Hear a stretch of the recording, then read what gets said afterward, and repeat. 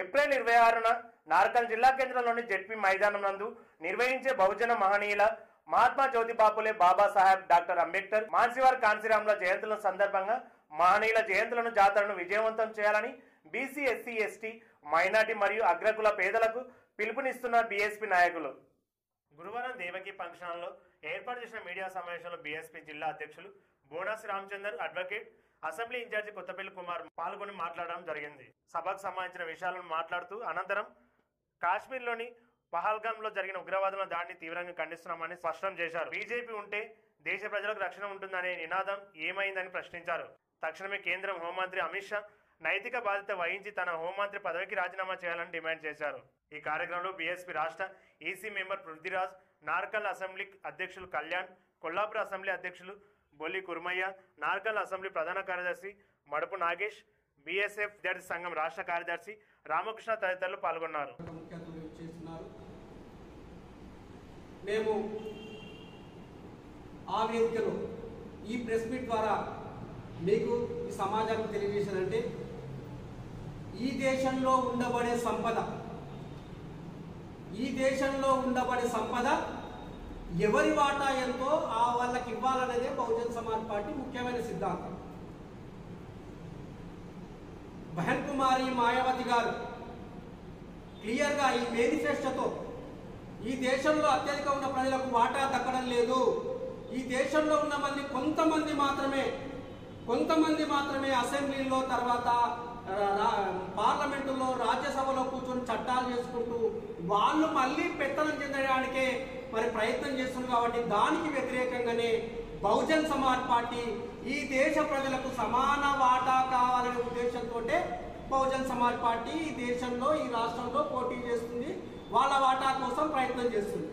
మరి ఈ దేశంలో జరుగుతున్నటువంటి ప్రధానమైనటువంటి విషయాల్లో నిన్న జరిగినటువంటి ఏదైతే పాల్మామా ఈ యొక్క హింసాకాండలో తీవ్రంగా దాన్ని మేము ఆ కండను ఆ జరిగినటువంటి మానవహోమాన్ని ఖండిస్తూనే మేము కేంద్ర ప్రభుత్వాన్ని ఒకటే అడుగుతున్నాం.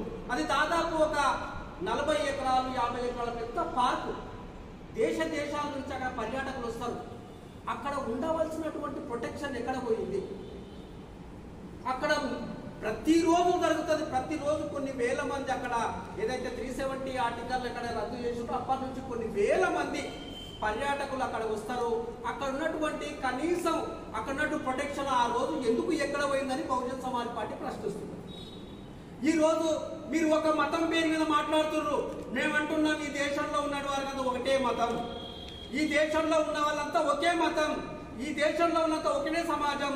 కానీ బీజేపీ ప్రభుత్వం ఈ సోషల్ మీడియాలో ఎక్కువ వాడుకొని ఒక మతాన్ని కించపరుస్తూ, ఒక మతాన్ని ప్రేరేపిస్తూ, ఒక మతాన్ని చంపిననేది దాన్ని మేము తీవ్రంగా ఖండిస్తున్నాం. ప్రధానంగా బహుజన్ సమాజ్ పార్టీ ఈ దేశంలో పూర్తి విచారణ సిబిఐ ఎంక్వైరీ జరగాలని మేము బహుజన్ సమాజ్ పార్టీ అంటున్నాం. ఆ రోజు ఉన్నటువంటి ప్రొటెక్షన్, ఆ రోజు ఉన్నటువంటి రక్షణ సిబ్బంది ఎక్కడికి వెళ్ళింది? వాళ్ళు ఎవరు? అందులో ఆ సూత్రధారులు ఎవరో దీని సిబిఐ వారితో మరి విచారణ జరిపించాలని, అదేవిధంగా ఈ దేశంలో ఉన్నటువంటి ఏదైతే పేద ప్రజలు గ్రామీణ స్థాయికి వెళ్ళి చట్టసభల్లో ఉండాలి అనేటువంటి ప్రధాన ఉద్దేశంతో బహుజన్ సమాజ్ పార్టీ పనిచేస్తుంది. అదేవిధంగా మేము ఈ యొక్క జాతర ఉద్దేశం ఏంటంటే ప్రతి సంవత్సరం రకరకాల జాతరలు జరుగుతాయి. ఆ జాతరలో చాలా మంది జాతరలోకి వచ్చి అక్కడ ఏదో దైవాధీనం తీసుకుంటారు. ఈ జాతరకు ప్రధానం ఏంటంటే బహుజనులంతా ఒక దగ్గరికి వచ్చి ఈ బహుజన సిద్ధాంతంతో గెలిచినటువంటి రామ్జీ గౌతమ్ గారు ఒక ఎంపీ గారు పార్లమెంట్ లో ఉన్నారు. మనం నిజంగా చట్టసభల్లో ఉంటే మనం ఏ విధంగా విజయం సాధిస్తాం, మన ప్రజలకు రావాల్సిన వాటా కోసం మనం ఏ విధంగా పార్లమెంట్ లో మాట్లాడతాం, అది తెలియజేయడం కోసం ఈ సామాన్య ప్రజలను చైతన్యపరచడం కోసమే ఈ బహుజన మహనీయుల జాతర జరుగుతుంది. కాబట్టి ఈ జాతరకు మరి అత్యధికంగా ఈ యొక్క జిల్లాలోని ఈ ఉమ్మడి జిల్లాలోని ప్రజలందరూ అధిక సంఖ్యలో పాల్గొని ఈ బహుజన మహనీయుల జాతరను జయప్రదం చేయాలని, దానిలో మీ పాత్ర ప్రముఖంగా ఉండాలని కోరుతూ జై భీమ్, జై భారత్. ఈ నెల 26న మహనీయుల జాతర జరగబోతూ ఉంది. దాని ముఖ్య ఉద్దేశం ఈ దేశంలో ఏదైతే నోట్ల రాజ్యం జరుగుతూ ఉంది కాబట్టి ఓట్ల రాజ్యం గెలవాలి, పేదల రాజ్యం రావాలని చెప్పి ఆ కార్యక్రమంలో ఉంటుంది. అదే రకంగా మహనీయులు చేసిన కృషి ఏదైతే ఉందో అది చెప్పడం జరుగుతుంది. అదే రకంగా ఏదైతే ప్రజలను మోసం చేసి రాజకీయ పార్టీలు అటు కాంగ్రెస్ కానీ, ఇటు బీజేపీ కానీ, ఇటు కమ్యూనిస్టులు కానీ, ఇటు టీఆర్ఎస్ కానీ ఈ దేశంలో పేద ప్రజలకు ఎంత అన్యాయం చేస్తున్నారని చెప్పి ఒక నాటికల ద్వారా చేసేటువంటి కార్యక్రమాలు ప్రతి అంశాన్ని ప్రజలకు వివరించేటువంటి ప్రయత్నం మేము చేస్తాం. ముఖ్య ఉద్దేశం ఏంటంటే రాజకీయ పార్టీలు ఎన్నికలు వచ్చిన హడావుడి చేసి ప్రజలకు మోసం చేసేటువంటి కార్యక్రమం కాబట్టి ఆ మోసాన్ని ఎండగట్టాలని చెప్పి నిరంతరం పేద ప్రజల కోసం మేము కడుపు కాల్చుకొని ఇండి లేకున్నా నీళ్ళు లేకున్నా నిరంతరం మేము పనిచేస్తూ ఉన్నాం.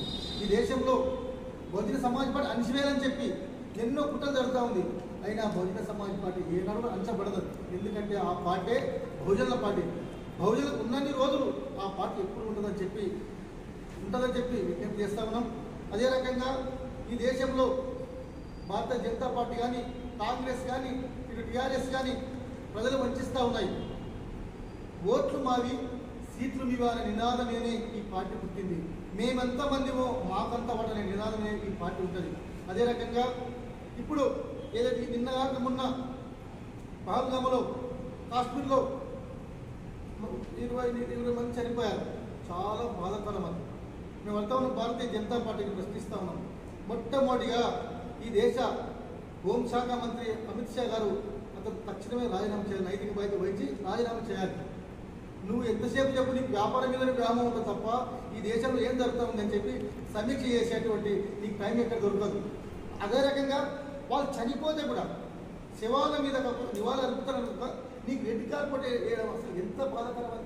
రెడ్ కార్పెట్ ఎట్లేస్తుంది నీకు అది అంటే అర్థం కాదు. చేసేటువంటి కార్యక్రమం తెలియదు. నీకేమన్నా ఒక హోంమంత్రి ఎంతవరకు నీకు తెలియదా?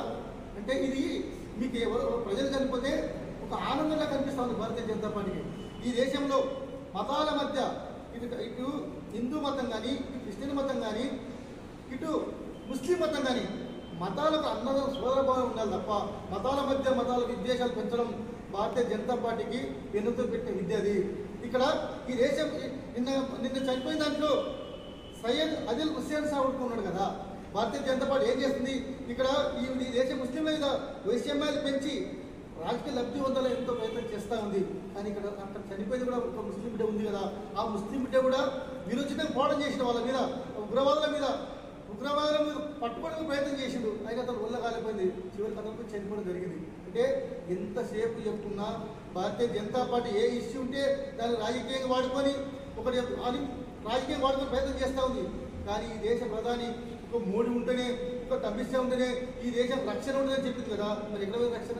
వ్యాపారులు పేదల ముంచి పెద్దవాళ్ళని కట్టబెట్టి కోట్ల రూపాయలు రుణమాఫీ వాళ్ళకే చేశారు కదా. ఈ దేశంలో పేదరికం పెరుగుతూ ఉంది, నిత్యం పేదరికం పెరుగుతూ ఉంది, ఆకలితో అలమటిస్తూ ఉన్నారు.